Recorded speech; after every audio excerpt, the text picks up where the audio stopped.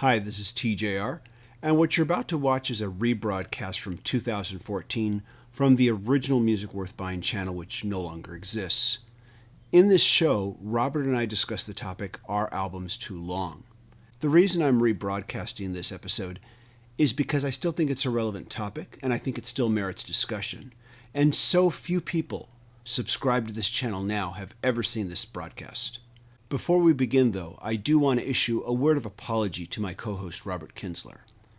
Looking back at the playback of this episode, I realized that I was probably just a little too overly passionate, and as a result was unintentionally rude by over-dominating the conversation.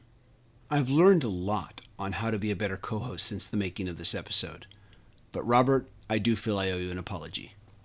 I want to thank everybody in advance for watching, and I'm looking forward to hearing what you have to say on this topic.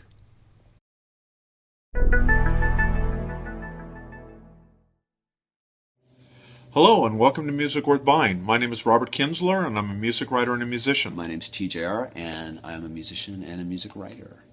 Now this week we're doing something a little bit different than we normally do. We're going to focus in on a theme that we're going to talk about, a topic of discussion, and basically we're going to address the whole thing, are albums today too long? Yes, and my personal opinion is they are. Start making your albums shorter. Thank you for watching. Goodbye, everybody. Great show. Hey, that was good. That was good. That's short and sweet. Okay, let's really talk about this a little bit more seriously. Now, when we talk about this subject, we have to, of course, realize there's modern-day albums from the CD era onward, and then albums from the vinyl period onward. And you have to look at this. During the vinyl period, which you and I both grew up in, right? You know, when that was the dominant format, the vinyl record could only hold about roughly 35, 45 minutes, maybe tops, maybe 45 minutes tops, you know. And so a CD, of course, can hold a lot more, an awful lot more, about an hour and a half, right? If you want, roughly, maybe even more. What was a double album like Elton John's Yellow Brick Road, when you had like a huge just outpouring of creativity, you might do an album like that, where it was a double vinyl album. And that would have been the length of the average CD, what the average CD is now. Right. And Goodbye Yellow Brick Road will fit on a CD, a single CD, you know. So that gives you an idea of that. That's pretty amazing. So because of the limitations of the technology of vinyl, you were forced to choose your best songs. You probably had a lot of songs that you recorded in the studio when you were working on the album, but you were forced to, well, you've only got so much room. So you got to really choose the very best ones. And it forced you to be particular about it. Once the CD came along, suddenly you realized, oh, I've got a lot more room. I can get these other songs on this album if I want to. And I remembered when CDs first started happening, albums started getting longer, and I thought to myself, you know, just because you can make an album longer doesn't necessarily mean you should. And I think what started happening is we started getting albums that had an extraneous amount of tracks that you just didn't need, right? Because you could. And a recent example, Aerosmith's last album, Music from Another Dimension, was 15 tracks. And I said in my review, 9 of the tracks out of those 15 were stellar. And I said, if you just got rid of those other tracks, you would have had this album, in my opinion, that would have stood right up there with classics like Toys in the Attic. Wow. You know, those other tracks, I feel like it brought it down. And after I listened to the album numerous times for my review and listened to every track, when it was time for me to just now enjoy the album from after the review is done and enjoy the album for the rest of my life, I simply omitted those tracks. And to me, it's a great sounding album now without those extra tracks. Another good recent example is we talked about in a previous show about Shelby Lynn's EP, Things. That Stone Temple Pilots EP. The Stone Temple Pilots EP was a smart idea because they were just getting started with a new lead singer. You know, don't go for a full-length album. Just give us a little something to get us started with this new singer if they're going to continue. Right. And with this Shelby Lynn album, it makes you want more. And I think now that we're in a digital world, where, while we still like physical albums, some people don't even want to deal with that anymore. Yeah, they don't. I think there's something to be said for a lot of artists. I think it could help a lot of artists' careers.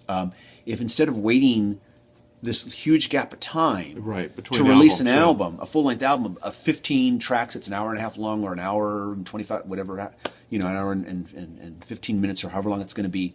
Instead, you might release things in shorter spurt, in quicker, less time between. But maybe you can release more singles, first of all. Right. Just more singles. Yeah, you stole my thunder. That's exactly what I was going to say. Is I thought, at least up until people started this idea about, hey, we have a few songs, let's just put them out digitally. I think the problem was because, like, you think about a band like the Beatles, they were releasing an album or two every year, and they were great. And singles in between. Right, and singles in between. Or CCR, every 6 months they were issuing another classic. Yeah. The Doors were together, 4.5 years, and they put out 6 amazing albums. But like you said, the albums were relatively short. Yes. Today, bands wait 3-4 years to issue an album. Like U2, you get an album every 5 years or something. And so as a result, they feel probably, like you said, some pressure to fill that CD with songs because it takes so long. And that's unfortunate. I agree with you. I'd rather them, when they have a great song, hey, we're excited about it, let's put it out. Yeah. Have some singles that are only as the singles, then give us some albums. And I think, once again, I would rather hear 8 or 9 great tracks. Hear a 35-minute album that is where every track is just stellar, than hear an album that's an hour, to an hour and a half, where there's some tracks that really don't need to be there. Right, I agree and I think with you. the trick is, part of it is when you are the artist, you think everything you're coming up with is great. And you need someone to say, those tracks aren't as spectacular. You really need that. When you had the limitation of vinyl, you were forced to decide, well, what really are the best tracks? And those tracks that were less than stellar, those usually ended up being the B-sides to the singles that were released off that album, in many cases. And they don't really do that now. Sometimes those B-sides were good. Sometimes they were like, they're fine. They're okay, but not great. And then again, like you said, like the Beatles, they would just release singles in between the albums. And I think that less, especially now in today's world, digital world, where attention spans are limited. And I don't say this as pejoratively, just to say, well, it's those young kids, they don't got any attention like we folks, like us older folks do. No, I mean, I'm the same way now. All these distractions from the internet, YouTube, Blu-rays, DVDs, Apple Television, Netflix. There is just a lot of stuff coming at us nowadays, a lot of choices that we didn't have before. I've got Spotify on my phone. I can dial up pretty much the entire musical universe, by and large. Pretty amazing. There's a lot out there, and I think attention spans are shorter now. So I think going back to shorter formats, putting out an album that is only 30 minutes long, 35 minutes long, nothing wrong with that. I think that's going to just be a lot easier for people to digest nowadays.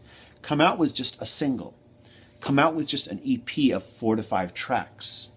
And you don't have to release it physically necessarily. If it's just the EP or the single, you can just release it digitally. I'm doing that myself on through my own website. I'm not releasing CDs anymore, physical CDs, because it's just not financially viable at this moment in time for me. I'm releasing digital singles, and I intend to release some digital EPs and some even when I did release physical CDs. People said, yeah, your albums are kind of shorter than other CDs. I said, well, because I only want the best songs on it. Yeah.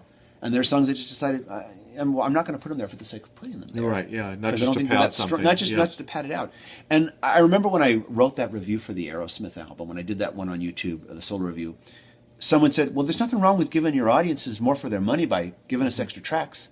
And once again, my feeling is, not if those tracks don't measure up. Yeah. Yeah, you're going to suffer as an artist by not issuing the best the best material out there. Yeah. So I just think that, especially now that we're in a digital world, that I think it's better for the artist. I think it's less time in between releases, and that's going to keep your fans more engaged. So I really do offer this as advice to other music artists out there, both large and small. Keep your fans more engaged by just having more frequent releases, just shorter releases, and realize that attention spans aren't what they once were. Right. And, maybe you need someone to just say, these are your best tracks, go with that.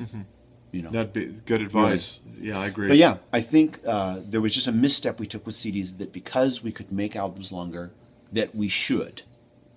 We just should. Yeah. And if you look at this whole classic era of the album rock era, from the '60s through the '70s, before the CD, the advent of the CD, albums were shorter.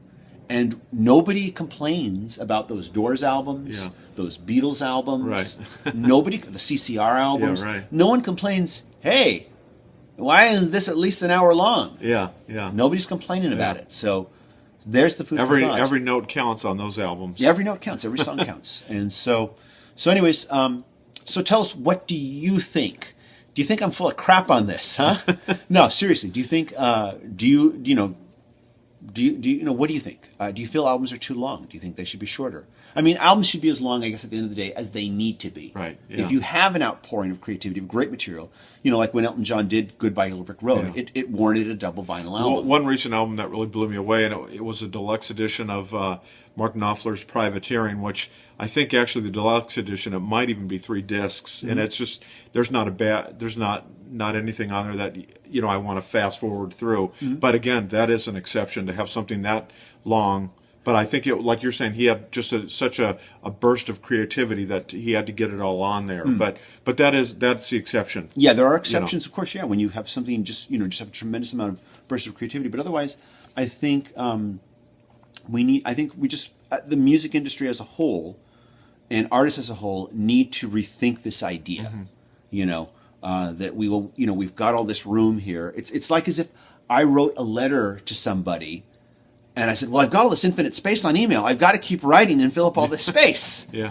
Or I've got to fill up this entire notepad for this physical letter because there's all this room here. Right, right.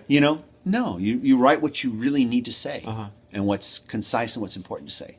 And so tell us what you think. Yeah, Are albums too long? Do you think they should be shorter? Or do you totally disagree? Please tell us why. Tell us what you think. And so, anyways, till next time, I'm TJR. We'll look forward to hearing your thoughts on this. Yeah, definitely. Yeah, we love to read your comments and love the feedback. So, yeah, please speak your mind, and we'll look forward to seeing you on our next episode, too. Take care.